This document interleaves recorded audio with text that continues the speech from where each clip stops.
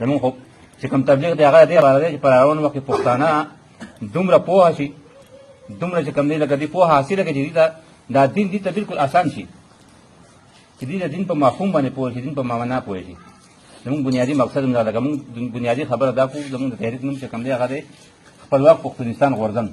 مونږ اګاهۍ یو مهم شروع کړی، په دې مهم کې مونږ ګرځو کلو په کلو باندې خلکو ته تبلیغ کوو چې خلک د پښتانه د خپلو بنیادي حقوقو نه خبر شي، خپل حقوق وپېژني. دې کې لومبی حق سره لومبی حق دا خپلواک پښتونستان دا غواړي چې یاره د پښتنې خاورې چې څومره سرکاري نوکرۍ او چوکۍ دي، په دې باندې بنیادي حق اولنی حق چې کوم دی دا د جوګه پښتنو ځوانانو دی. په کار دا چې دا اولنی حق هغې ته میلاو شي، هغې په دې خپله خاوره باندې نوکري وکړي، په دې سرکاري چوکو باندې. بله خبره دا ده چې په پښتنه خاوره پښتنو ماشومانو ته بنیادي زده کړه د سکول چې کوم تعلیم دی دا په خپله پښتو ژبه کې پکار دی. ولې چې ماشوم که خپله مورنۍ ژبه چې کوم ده هغه پښتو ده، کله چې په پښتو ژبه کې تعلیم ورکول کېږي دی په ډېر ښه پوهېږي. دې که 3-5 کاله کې موږ سکول ته ولېږو نو هلته کې بیا د تعلیم ژبه بدلوي. دې چې غریب چې کله تعلیم ته کښېني هلته نه بیا ورک ورختئ، هلته کې یا به اردو یا به انګریزي. کنه دا خو هغه خپله ژبه هم لا پوره نه زده کړې. دې چې هلته کې غریب لاړ شي بیا هلته نه کیسه ختئ. نو غریب کله بیا سکول ته ځي او کله نه ځي. دغسې که تاسو وګورئ که نه موږ اکثر چې کوم دی تعلیم ته ناست یو نو ډېر ملګري چې کوم دی هغې د پښتو په ذریعه عمل نه شي ویلی، کوشش دا کوي چې د اردو هغه راولي. ولې چې هغه غریب تعلیم په اردو کې حاصل کړی دی، نو هغه ته دا پته نشته چې زه د پښتو به زه څنګه وایم، حالانکې پښتو د هغه خپله ژبه ده. ساره ماښام پکې خبرې کوي، په دې کې سوچ کوي، په دې کې فکر کوي، په دې ژبه کې هغه خوب ویني. خو بنیادي مقصد دا د خبرې دا دی چې هغه ته په خپله ژبه کې تعلیم نه میلاو شي. که هغه ته په خپله ژبه کې تعلیم میلاو شي نو هغه ته به دا یوازې فضایل اعمال نه، هغه ته د دین باندې به د هغه پوره عبور هغه ته حاصل شي. هغه ته به دا پته ولري چې قرآن کې اصل د قرآن مفهوم څه دی، د قرآن مطلب څه دی، الله تعالی په دې قرآن کې موږ ته څه ویل غواړي. خو خبره دا ده چې هغه غریب هغه قرآن هغه تفسیر ګوري یا علم حاصلین هغه هم په پردۍ ژبه کې حاصلوي. په دنیا کې د ټول نه زیات پیغمبران په بني اسرائیلو کې راغلي. عام سوچ سره موږ وګورو په یو علاقه کې چې ډېر افسران یا ډېر خلک راشي نو هغه علاقه ډېره ترقي کوي. صحیح ده که نه؟ اوس په بني اسرائیلو کې چې ډېر پیغمبران راغله په کار دی چې هغوی د ټول نه زیات خدمت د دین هغوی کولې، ځکه د ټول نه زیات پیغمبران پکې راغلي که نه، خو د دین د ټول نه زیات مخالفت هغوی کړی. ټیک ده. په پښتنو کې که زه چاته یم چې په پښتنو کې کم پیغمبر راغلی موږ ته نه شي چې په پښتنو کې کم پیغمبر راغلی.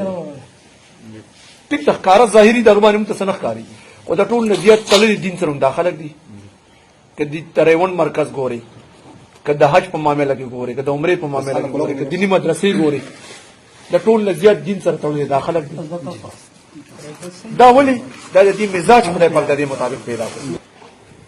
تاسو ممکن دی چې دا خبرې په دغه کې ویم په فضایل اعمال کې چېرته لیکلي وي چې پیغمبر اسلام فرمایي دا د بخاري شریف حدیث دی، چا چې د خپل نسب نه انکار وکړو دا لعنتي دی. دا بخاري شریف کې ما په خپله لوستی دی بخاري شریف کې، چا چې د خپل نسب نه انکار وکړو دا لعنتي دی. لکه څنګه چې ما وویل چې که ساده خبره چې خدای پاک یو ښځه او سړی پیدا کړو د هغې نه بچي پیدا کړو، بیا خدای پاک دا ولې په قومونو قبیلو کې وویشل؟ یقینا چې د دې په شا به څه راز وي او د هغه راز اهمیت بیانولو دپاره د هغه راز اهمیت په خپل ځای ساتلو دپاره بیا پیغمبر اسلام په دې الفاظو کې وایي چې چا د خپل نسب نه انکار وکړو دا لعنتي دي.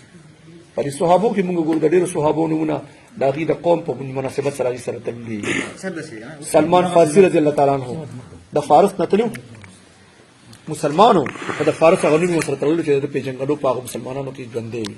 بلال حبشي رضی الله تعالی عنه پیغمبر اسلام نومونه کې عربي هاشمي قریشي نومونو کې.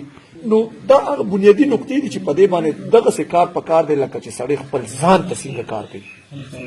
ځان ته کار کولو مطلب دا چې که زما د کور 100 مشکلات وي هغه مشکلات زما د نظر نه اخوا دېخوا نه کېږي، د کوم مشکل حل کول زما ته مکمل هغې د هغې لپاره په مانا باندې کوشش کوم او کار کوم.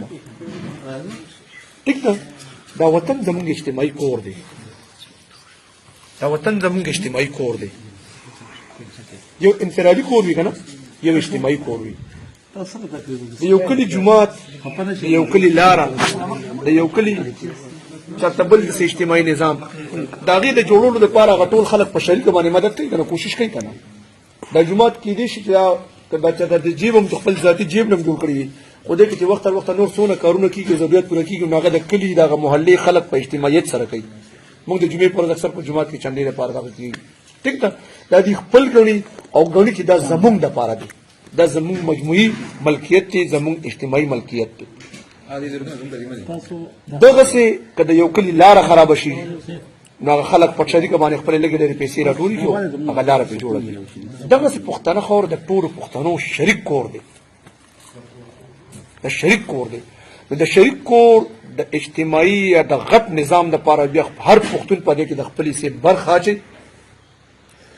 د خپل سبب پکې اچي نو البته د نظام په بهتري کې سکیږي او د نظام به موږ د جوړولو وخت جوړ شو او هغه کې څه دي هغه کې د بنیادی خبرې دا نور خبرې چې موږ تاسو ته اسلام او مذهب او فضائل اعمال او فلاني دي دا صرف د مثال په توګه باندې موږ وکړو چې مثال نه موږ ثابت کو چیرې که زه د خپل جبه خبره کوم نو زه تاسو ته یو مثال در کوم چې د خپل جبه کې د تعلیم خبره موږ ذکر کوو چې دا اسانه وي دا چې په جمعهتونو کې موږ اکثر ګورو به تعلیم خلک هم ناس وي مشران خلک به تعلیم وي او چې په پښتو کې څوک فضایل اعمال وي هغه په ټکی ټکی پوي خوشاله پوي به هم داغه په مخې په اردو کې تعلیم کاوه نه پويږي پیسو اکثر پاسه یې نه پويږي کنه نو چې د اویا کالو ماشوم د اویا کالو بوډا په خپل جبه په پردې جبه کې په تعلیم باندې نه پويږي نو 15 کالو ماشوم چې سپورت کوي نو په څه پويږي چې ته د تصدیق ورکې دا خو ته د تصدیق نه ورکې دا د تصدیق په نوم باندې د تصدیق نه لري ساتي د تعلیم په نوم د تعلیم نه لري ساتي څنګه چې تاسو نه هغه بوډا چې کله ناس هغه په اردو جبه کې په فضایل اعمال نه پويږي